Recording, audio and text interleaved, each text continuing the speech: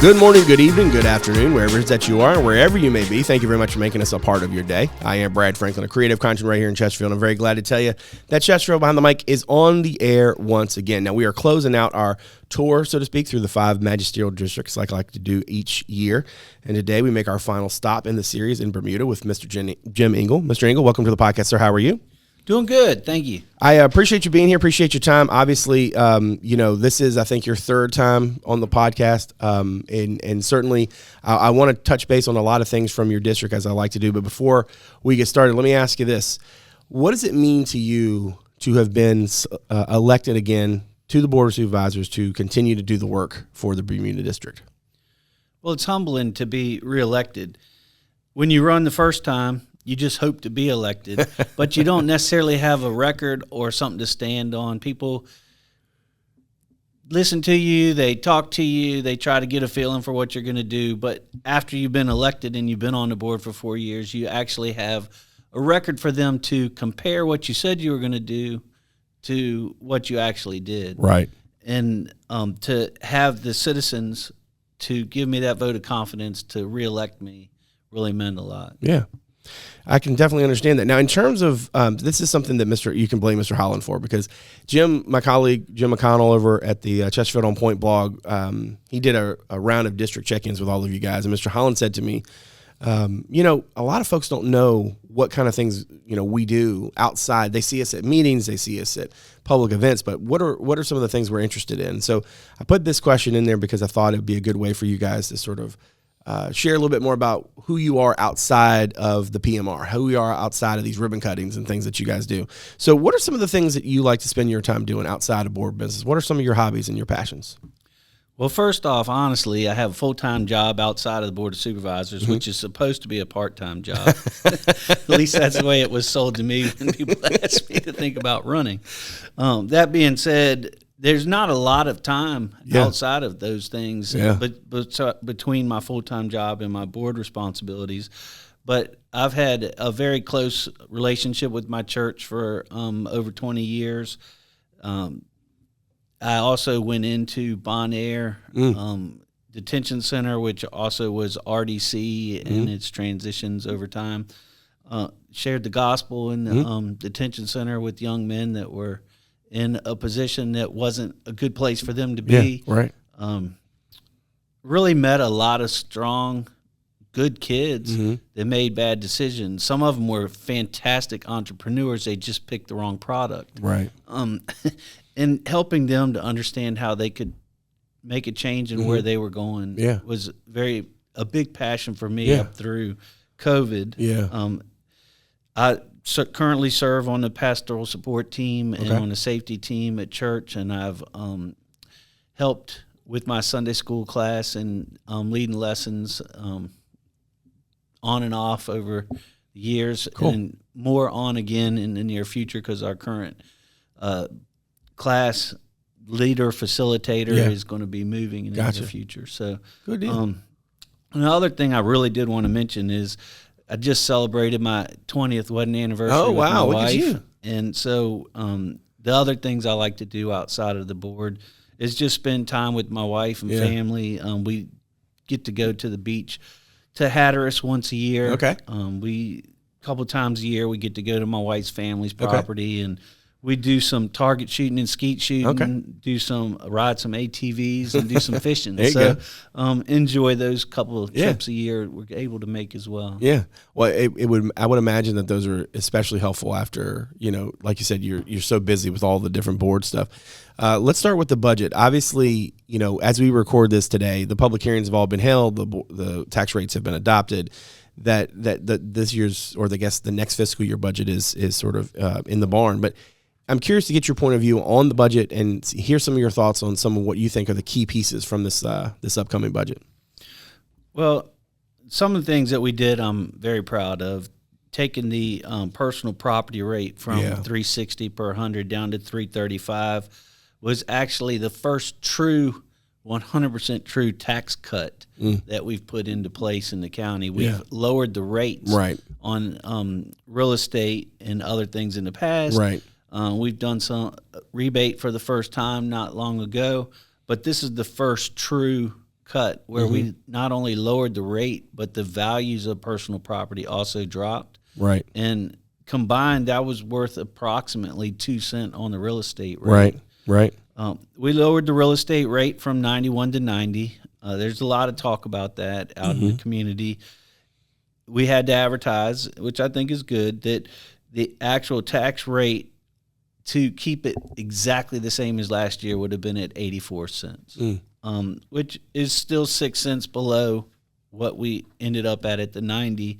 But if you figure in the 2 cent that we did completely eliminate through the personal property, you're down about 88. So you're off about 4 cents. Right. And with that, we also had about 9.5 cent increase in expenses that people can debate, because some of our citizens didn't want us to spend a penny more than we spent last year. But just on the increase in contracts that we had, that was about a penny and a half. And there's really not, I mean, it's inflation. It's built into contracts. Right. Nobody can get one without that. Right. That was about a penny and a half. Right. The other 8 cent big picture of increase more or less came from investment in our people, whether it be at the county level, our public safety especially, but all of our county employees, as well as our school employees, most importantly our teachers and others in the classroom,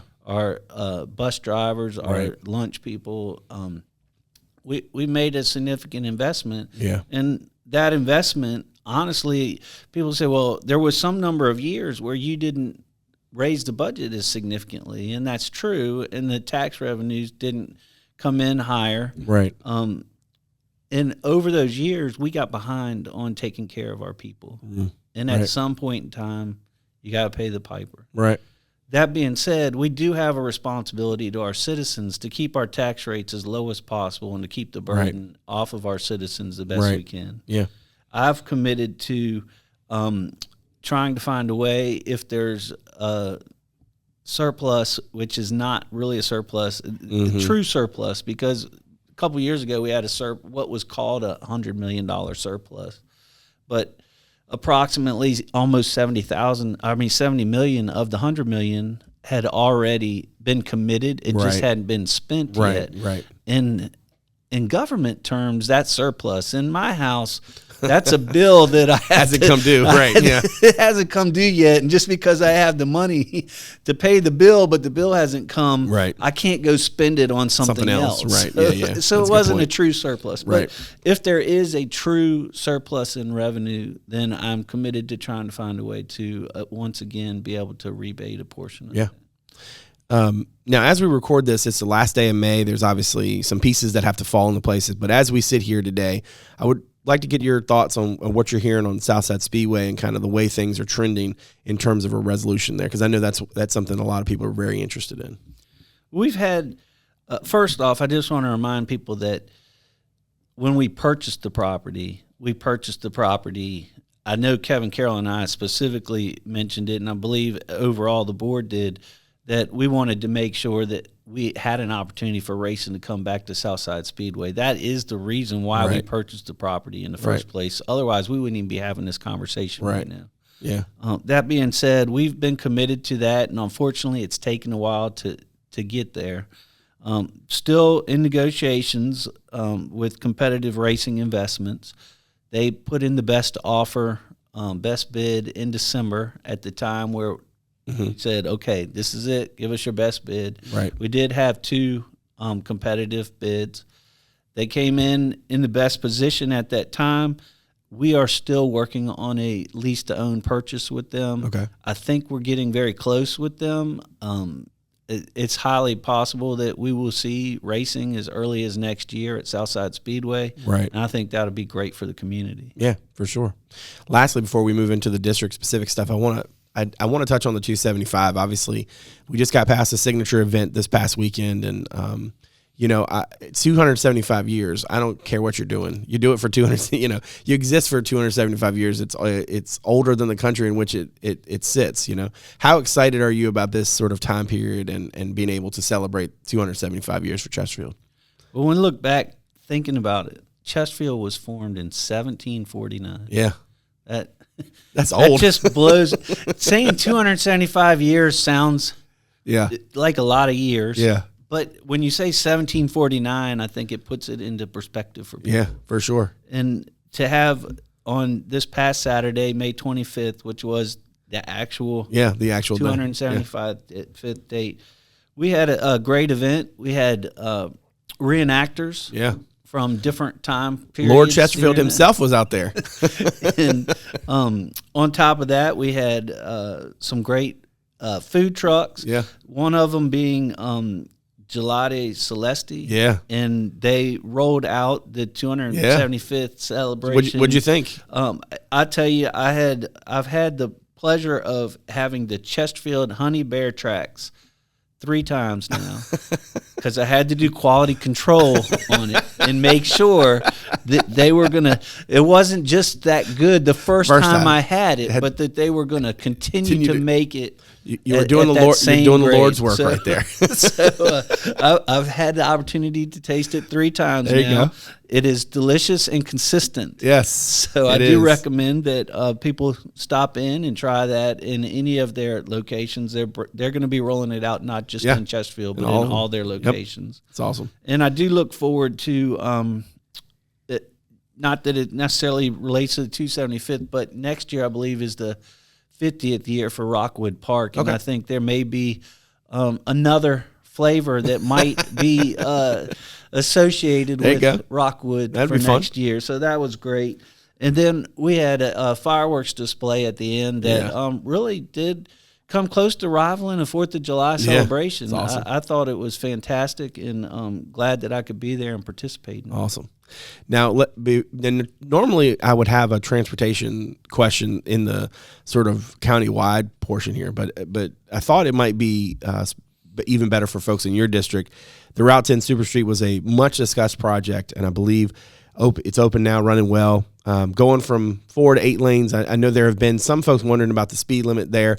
So what's been your experience with the Super Street opening, and how does that speed limit piece sort itself out, you think, in the future? Well, first off, we have to go back to previous podcasts and acknowledge that the Super Street definitely took much longer than it should, and there was a lot of let's just say people thought they were going to take cones home as a 275th celebration of the years it was taking to get the road complete. That being said, we did finally get it open. Yep. And the good news is it seems to be working well. Yeah. There was a lot of communications about how bad it was while it was being done. Right. There's been honestly just very few people reaching out, and when people did instigate a question out on Facebook or other social media, the majority of the people actually came back with somewhat reluctantly saying, well, I just didn't think this was going to be good, but it seems to be working. Yeah, so, right. We're no news is usually good news. Right. Yeah, I got you. But the biggest question that I've seen most recently is, what about the speed limit? Because the speed limit, when it was just 4 lanes total, 2 in each direction, was 55. Right. It was lowered to 45 during construction. And reaching out to VDOT in the recent past, they've said that they are still checking some things on the road, but when they're satisfied with that, they do plan to raise the speed limit back up to 55. Cool. So. Now, obviously on the development front, there have been so many, it's not even, I think, hyperbolic to say they were incredible announcements of late, especially obviously with Lego. And I know many of these things are specific to your district, but obviously they touch the county in an important way for in every corner, nook and cranny, right? What do these announcements tell you about how things are trending in Chesterfield County? Well, obviously, we've had a lot of good news recently in Lego. You can't say too much about Lego. That's true. Everybody is excited about it in the region. Yeah. And we're very excited about having it come to Chesterfield County, and I'm personally excited to have it come to my district in Meadowville Technology Park. Yeah. That's not the only thing that's come out, though. Yeah. Lego was slated to become the largest taxpayer in Chesterfield County at its opening. we've already got Teresa, which just had a ribbon cutting on the portions that they already have open, right? That are pretty much going into operation almost immediately. And with Teresa coming in, Teresa is actually going to have twice the investment of Lego. Wow. And with Teresa, Topsy that just announced, Plenty that's been out there, they are getting closer to being able to produce those Driscoll strawberries that people love, that they'll be able to get fresh locally. Yep. Civica that is working on the lab for the pharmaceutical industry that is going to have a pretty good tie to the whole region. Yep. All of these opportunities are going to do two things for us. One, they're going to help us with our taxes because right now we've had more or less a 80-20 split where the real estate taxes cover about 80% on the commercial side, or the private property side covers about 80%, and commercials about 20%. Give or take, and that's been fairly steady for a significant period of time. With these other opportunities coming into place when they're open, now they take a little while to go through that process, but when they are open, we can actually start to see some shift in that. Do I think that it'll be monumental to maybe 70-30? I don't actually think that we'll get to that point because the mathematics are very difficult to get to that. But every incremental change makes a difference for our citizens. And like I said earlier, our goal is to keep the burden on our citizens as low as possible while we're still give the services that our citizens have come to expect and deserve in the county. Absolutely. Lastly, on the, I think the bond referendum is one that we're going to be tracking for years because of the way, not just the way those projects work, but obviously the amount of good that's going to come out of the ground from doing it that way. I know a lot of those things were aimed specifically at your district, and obviously, like I said, so much of that is yet to come. But how important are those upgrades in terms of the library, the fire station, police department, their school, all of it? How important are those upgrades to infrastructure going to be for the Bermuda District here in the next few years? Well, I think they're vitally important to my district, as well as the bond referendum to the whole county. Right. Specifically in the Bermuda District, some people felt like because we didn't have as many school projects that we didn't have Bermuda didn't get its share of the bond referendum. Right. And what's interesting to me is that if you actually take in schools, the Enon Library, the fire station, and the police station, Bermuda District actually received 22% of the funding out of the bond referendum, and we're theoretically 20% of the county. So we actually did get proportioned through the bond referendum for our district. That being said, we look forward especially to the library coming in Enon. The library that it's replacing is, if it's not the smallest, it's the second smallest. It and Matoka have a competition for the smallest, but it's definitely needed, and it will allow us to do a lot more programming for the Bermuda District and the library system there. Yeah, especially because nowadays libraries are much more than just a place where you go and check out books. I mean, they really are, community centers in a lot of ways, right? Because so many people use them for so many different things, and that's obviously going to have a big impact in your district. And our fire station number 1 is going to be moving right up next to where the Fall Line Trail is going to be, basically centered in the county. And we'll end up being able to put a Gator type rescue squad into service right there that will be able to service the Fall Line as well. Cool. So I think that location, the timing on that should come in well as we see the Fall Line progressing through the community. And of course, police station, all the public safety being properly situated. In our police stations, we've rented. It's been one of the few things in the county that we have rented more than we have purchased. Right. And it's time to own our facilities and to make sure they're properly strategically placed so that we can best serve our citizens. Absolutely. And of course, Bensley replacement on the elementary school, The Fallen Creek Middle School, new middle school, is just about complete. Okay. I think on June 4th, school board's supposed to have some new updates on all of that, but I believe we're going to hear that it's likely that Bensley will be moving over into the old Fallen Creek Middle School for approximately 2-year period. Right. And that will be happening in the relative near future. Yeah. And when they do, for the parents for Bensley students, they probably will want to know, well, what is that going to do for start and end time? So for approximately 2 years, we're tearing down the old school and building up the new, which they had the ability to vote on the facade, the colors of it, and things of that nature. So the community's become invested in it already, even though it's several years off. Right. The new bell schedule will be 8:30 a.m. Starting in 3 p.m. for the end time. So I think it'll be important for those families to know that. Yeah, absolutely. All right, let me get you out of here on this one. I've been doing this with all of your 4 colleagues as well, so I'll do the same for you. What do you see as some of the challenges facing the county as both a whole and in specifically your district here in this next year? Well, big picture, I think that weighing the need for more housing units with the concerns of our citizens on the rate of development in the county is going to be one of our larger challenges.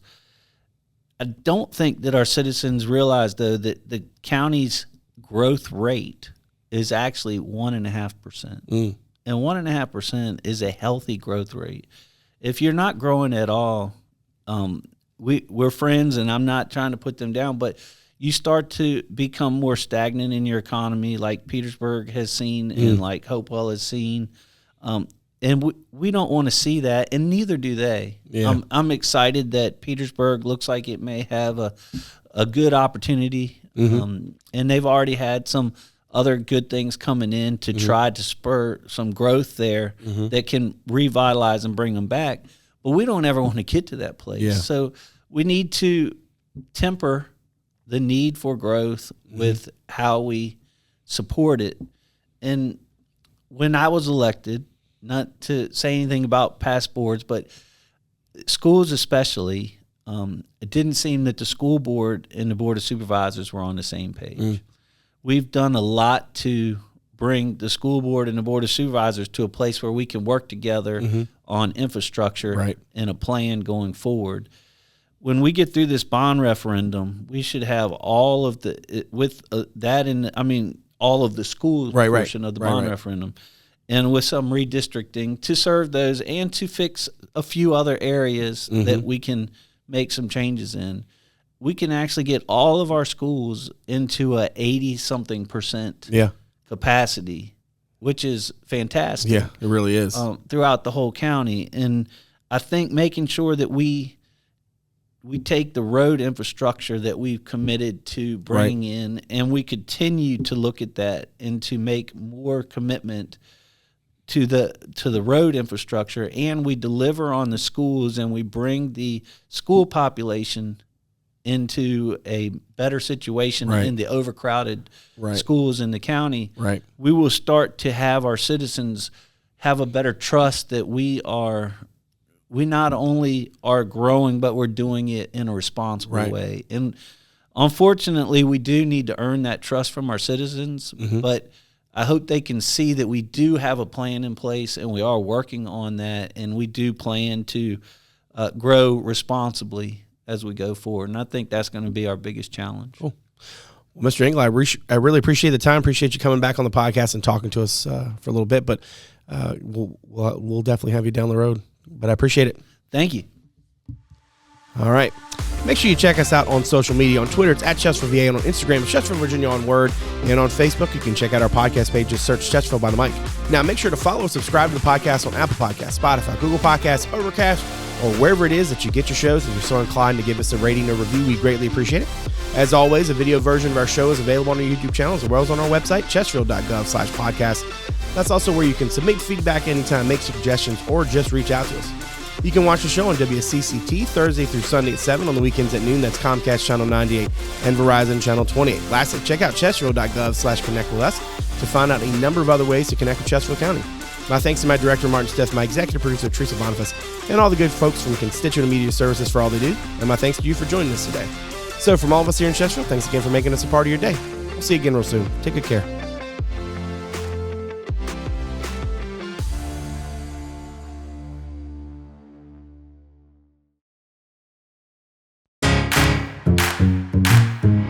From blogs to podcasts, and I'm very glad to tell you that Chesterfield Behind the Mic is on the air once again. Newsletters to alerts, social media, the latest community news. Welcome to the latest installment of This Week in Chesterfield. How to get in touch, and everything in between. If you want to know about Chesterfield County, our Connect With Us webpage has you covered. Chesterfield.gov/connect with us. Connect with us, your source for all things Chesterfield.